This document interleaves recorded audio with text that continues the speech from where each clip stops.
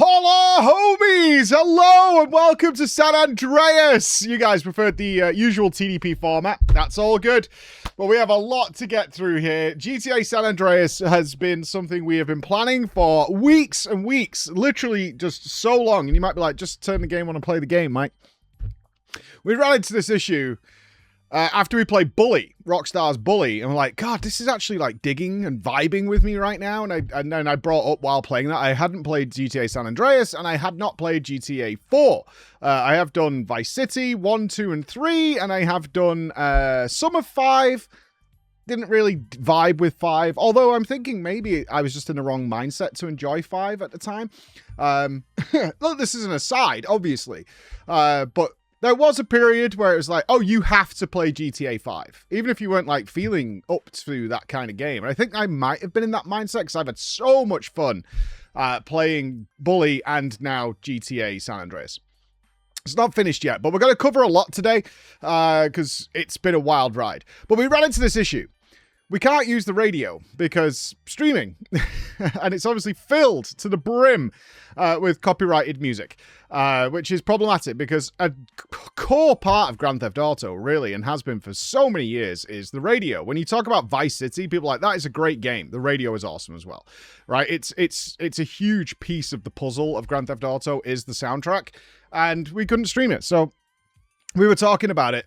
And I was like, can we replace it? Like, surely this could be modded at this point. And they're like, replace it. I was like, yeah, we could put like video game music in, our favorite tracks from like Final Fantasy or whatever it might be. And therefore we're not going to run into this copyright issue. And we can actually maybe have fun with this and have the team be DJs and have their own stations. Like we could divide the team up and we could all have our own station. I was like, I could be DJ Clownicus. And my radio station could be the Circus, and I can do retro video games. You know, I could do some really cool OC remixes of Undertale and Zelda and things like that. And Nupss, who is a professional race sports driver, race car driver, he was like, oh, well, I could do like really good soundtracks from racing games and things like that. So it all kind of made sense. Then it got bigger, and we were like, well, there's actually like 9 radio stations. We figured out we could do it.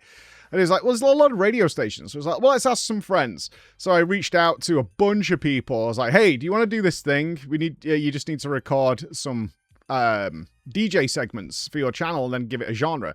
So Zeppler we reached out to. She was like, I'm doing the anime. So she did like an anime radio station. We reached out to Gingy to do like EDM gym music. And we was like, we could call it like The Juice, you know, like Gingy's radio. He was super down for it. Garrett and Kyle to do the rock. They obviously, Garrett especially takes part in a lot of the playing guitar on a lot of the combined work that happens with recreating a lot of the FF songs. All kinds of people. And obviously we know actual DJs from our Final Fantasy XIV house parties and stuff, actual real DJs. So it was all phenomenal and all started to come together. And then it starts to mold into what has been such a fantastic experience. And I do want to point out, because the Twitch VOD's very muted, because very quickly the idea of it not being copyright music went out of the window, but it turned into something better anyway, so it was kind of fine. But the YouTube VODs are fine, but they're on my main channel, so if you missed out on these wonderful creations, especially the talk radio, is fantastic. I don't want to say their real names, I guess, on YouTube, but Lame One, a big long-standing member of our community, became conspiracy theorist conman, which is really good. My wife and Pixie Mix did a feminine women's issues talk radio, which is beyond absurd, and so it's a whole thing of just there's so much of it. I think at this point we have like 50 hours of music put together, but the game is coming to an end. Big Sag. Let's talk about San Andreas though. Yeah, I didn't realize this was PS2. I thought San Andreas was PS3. It's actually much smaller than we expected. I think I'm going to finish it today, is the general rumor mill, as we're going to come to the end. So it's about 5 days worth of gameplay, which is fine. And it's been so good. Like, it was strange to me going into it essentially blind. I knew nothing about San Andreas because it came out in 2004, by the way, which is also the launch of World of Warcraft, hence why I'd not played it. the amount of stars in it that you recognize, be it Samuel L. Jackson, Chris Penn, I think he's called. The guy I know the guy in his face, especially from Reservoir Dogs. James Woods is in there. It just keeps going. The big surprise for me has been Sean Ryder, Manchester, and Danny Dyer, very prominent English voices, playing a Manchester man and a Cockney man that you bump into, as well as cameos from the other GTA games, from Vice City and stuff like that. Like, really good. You look as pale as a drowned baby, man. Oh God. I think I'm gonna chuck. P, what you need is some food down here. A fried egg sarnie with mayonnaise sauce. And what about a pickled egg? Pull over now. It has locals commenting that English are actually Shit. I've got. I've got them. How the fuck did my one, which references the English, play during this? The draw. Draw. Here we are. Look familiar? Looks just like Salford to me. What are you talking about? Take a gander at him, fellas. Very good. Now, the game starts out, you're playing CJ. I can't say I relate too much to CJ. CJ is very much an intentional kind of blank canvas because you're CJ, so they want to do that sort of thing. So he doesn't have much personality. He's more a case of taking you through mega personalities, and you interpret it however you want. That's Grand Theft Auto. You kind of do whatever you want within the realms of the missions. But it's about the big characters. And you start off in this small hood. Obviously, it's based on LA. With a mix of... I mean, it's Nevada as well is in there. Las Vegas is in there. It's a huge map for its time, especially in the PS2 era. And you're just a small, like I expected, a small gang in this very broken down part of LA. Obviously simulating things like Compton and places like that. And you... I'm just trying to get the Grove Street gang organized, kind of. Like, CJ's backstory is kind of vague, is what I would say. And intentionally so. You're returning from Liberty City, where you've been for a while, because your mother's been killed.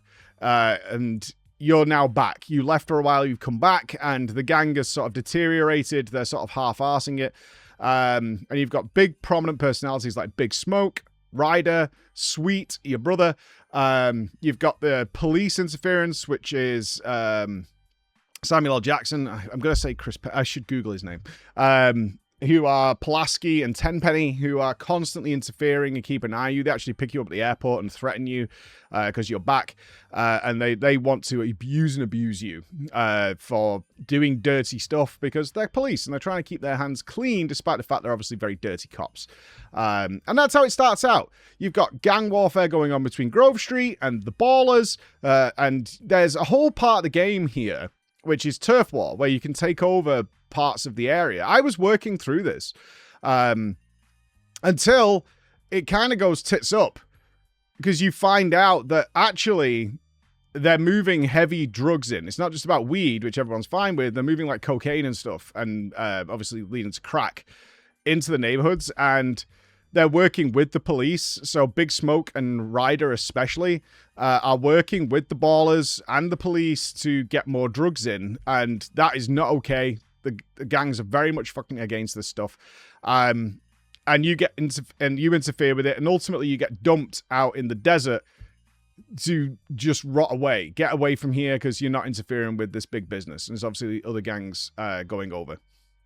There's other gangs who are all working together, and they want the drugs to flow in.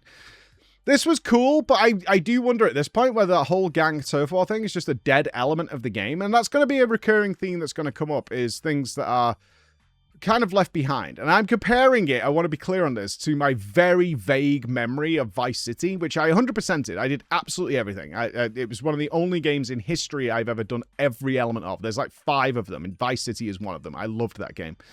And so we're off, and we're doing other things where we grow.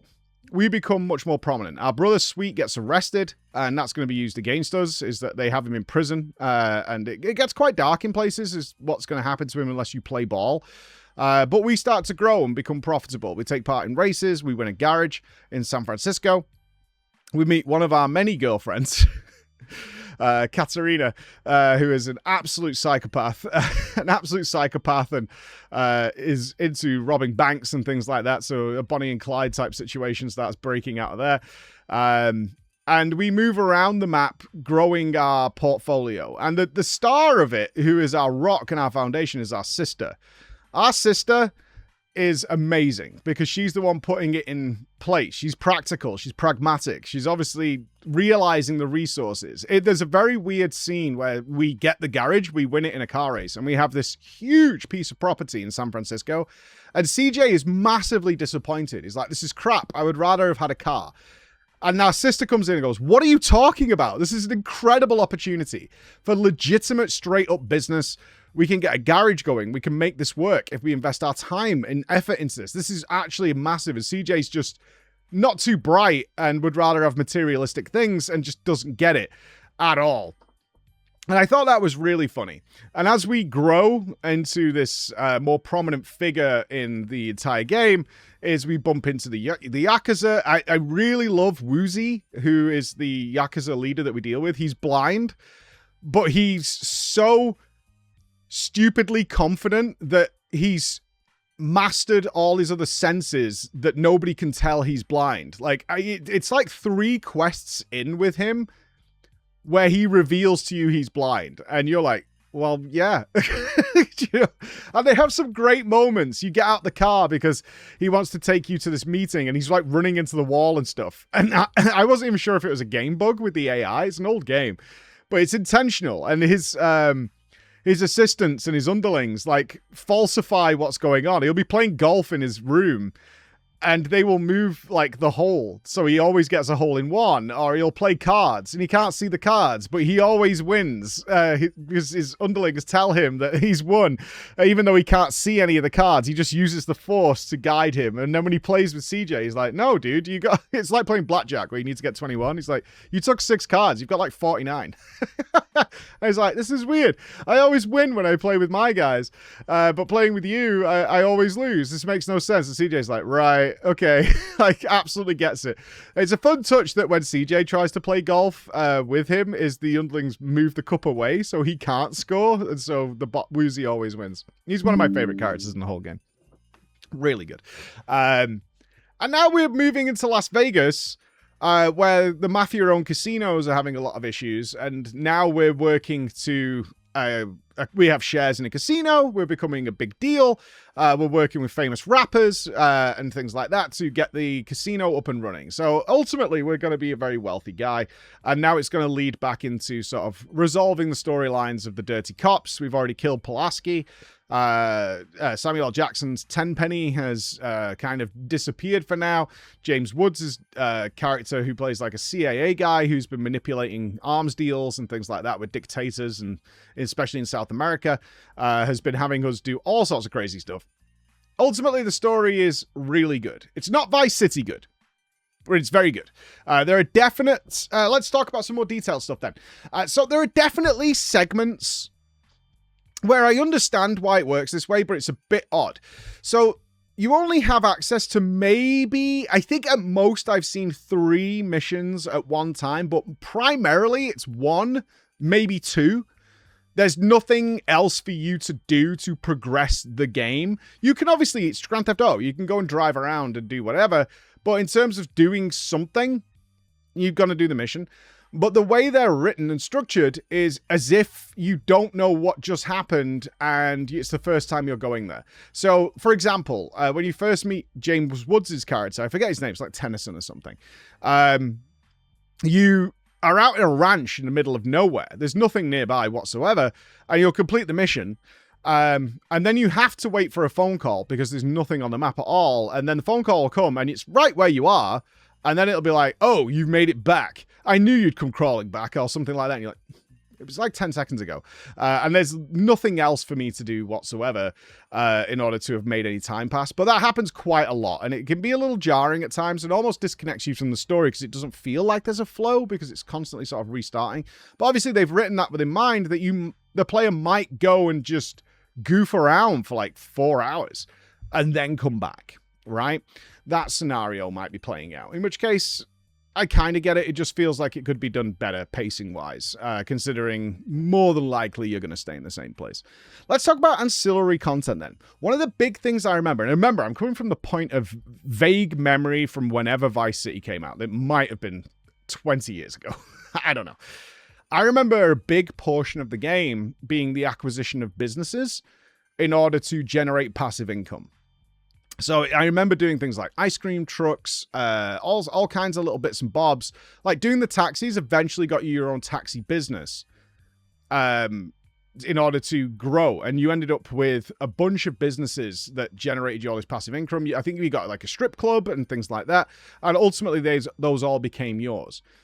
Different direction in San Andreas, and I don't super like it because it just feels less involved. So they still have those things, but it's not really like you're becoming the business owner. For example, the valet service. So one of the things I discovered earlier was the valet service. You can be a valet. So you put on the uniform and then you wait for cars to arrive and then you go and park them in the underground parking garage. And then you'll do that for like, I don't know, 20, 25 minutes or something like that until it like levels up. It says you are level 1, level 2, level 3. And then when it's done, it just says you now have this. And it will now generate you passive income up to like $2,000. And you're like, why? Why? There's no story involved or anything. You don't feel like you're working towards it. It's not layered correctly. One of the weirdest things is they opted not to put your passive income locations on the map. I think I've picked up maybe 4 of them total off the, like, I mean, I don't mean like 4 from Valet. I have several businesses. I think I've done a collection 4 times total because you're doing other things and it's not on your map. So you're not like, oh, I'm near here. I should swing by and pick up that cash. And they're dotted kind of really far away, to be honest with you. They're kind of out of the way from each other. And so you want money. There were several occasions where I was actually broke and I have passive income generation. But it's kind of a pain in the ass to go and get, and you're not collecting it. There's a lot of property to buy, like you did in Vice City, but they're just save points. They're literally just apartments. So you can buy loads of places, but all you get is a save point, which is fine because it's like a police wanted star reset when you do that. However, the first house you have, which is your mother's house, starts to get accessories that spawn inside it, like spray cans, cameras, things like that, which are used to like tag locations, take pictures of that various scenery and stuff. None of the other save properties you get have any of that stuff in there, which is a bit of a bummer.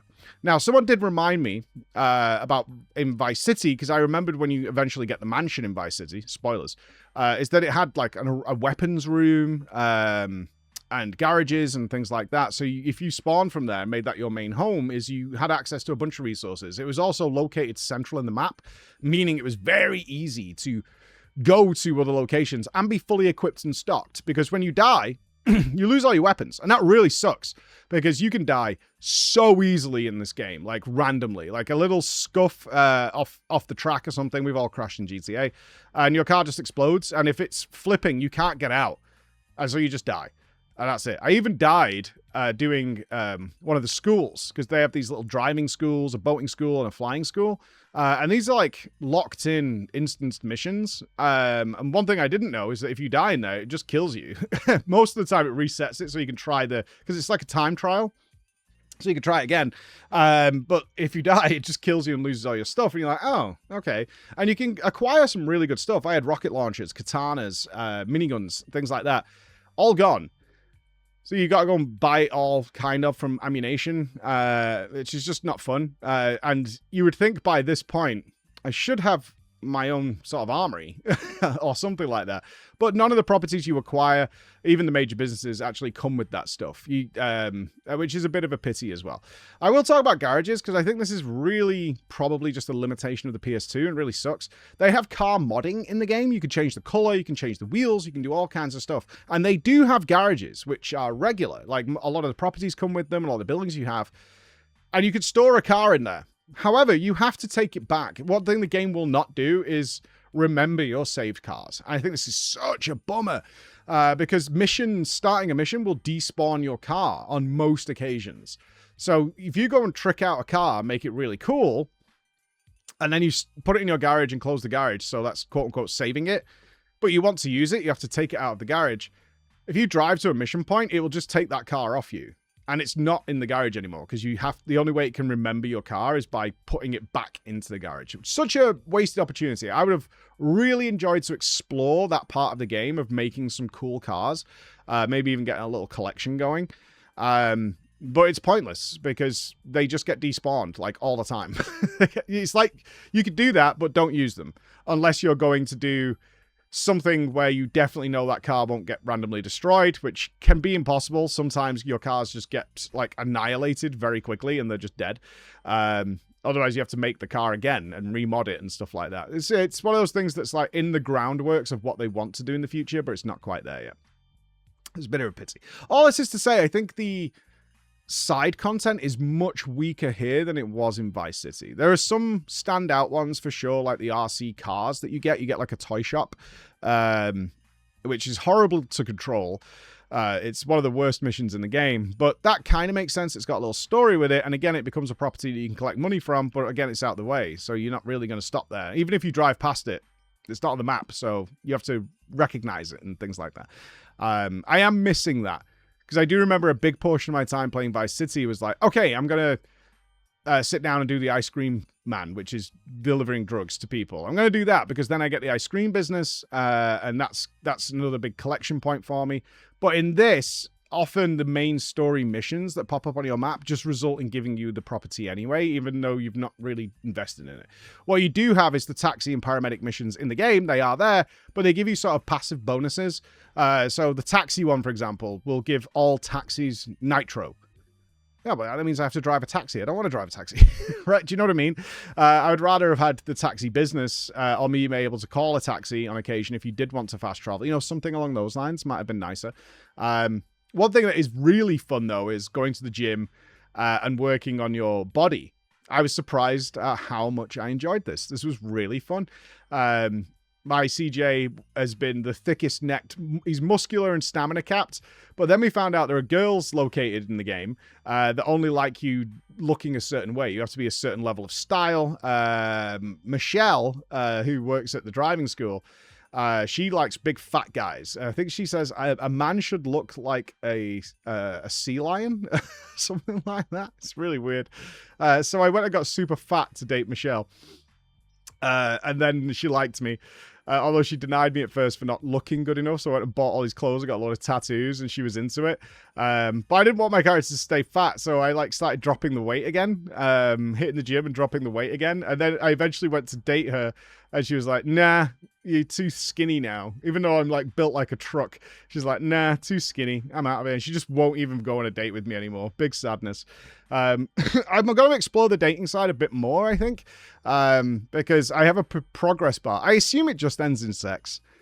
I don't think it's going to go anywhere else, but I've got Denise as a girlfriend. I've got Michelle as a girlfriend. There's probably someone else.